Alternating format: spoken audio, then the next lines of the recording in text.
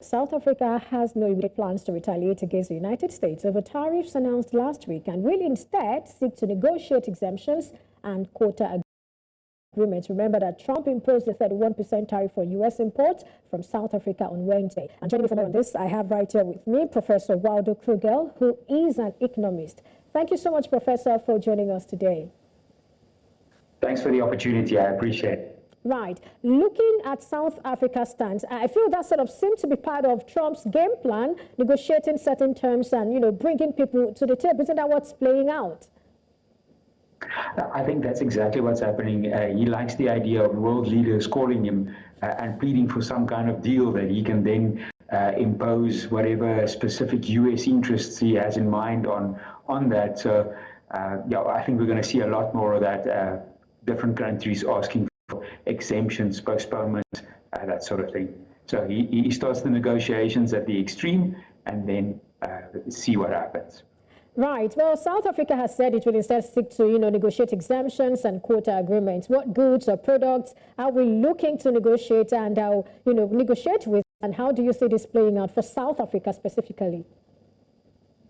I think South Africa, in two parts. On the trade side, we are not a major trading partner of anyone. Though we have a small open economy and exports are an important part of our GDP, our exports is a very small part of U.S. trade. So we don't really have much of a leg to stand on when it comes to negotiating. We'll probably have to accept whatever they offer. So whether it's in terms of the automotive value chain, cars and components, or whether it's in terms of the agri-products that are really our big exports to the U.S., there's not a lot of room to arm wrestle. And even our precious metals that we sort of have a competitive advantage in, you can buy them from anyone else. So we're not in a position to try and impose anything on President Trump or the U.S. And added on to that, I think politically we're not in a good space with him. There's been a lot of reaction to what different kind of policies that South Africa has, and U.S. reaction to that. Specifically, the expropriation bill was a big one, and there's even I think it's a draft bill of some kind that proposes limited sanctions on members of the ANC and the governing party in general. So things like that means we are really going in on the back foot. Well, you're saying you're not confident that it could be any form of negotiation or, some level of talk that could favor South Africa one way or the other and probably reduce the 31% tariff?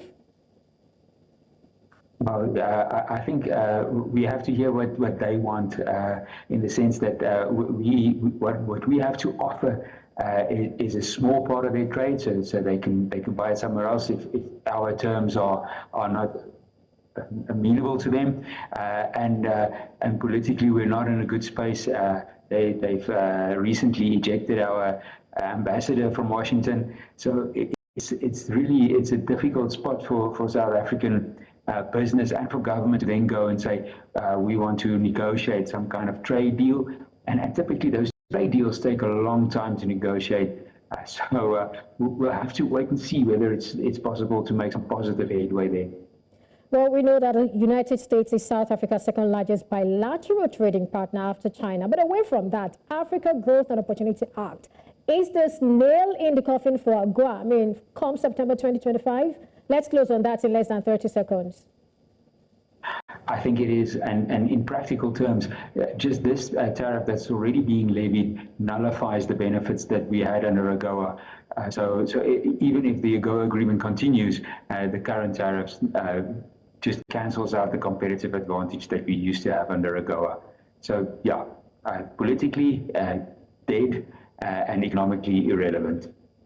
Right. Thank you so much, Professor Waldo Krugel, Economist. I look forward to more conversations with you around this. Thank you so much for your time on the show today. Thank you.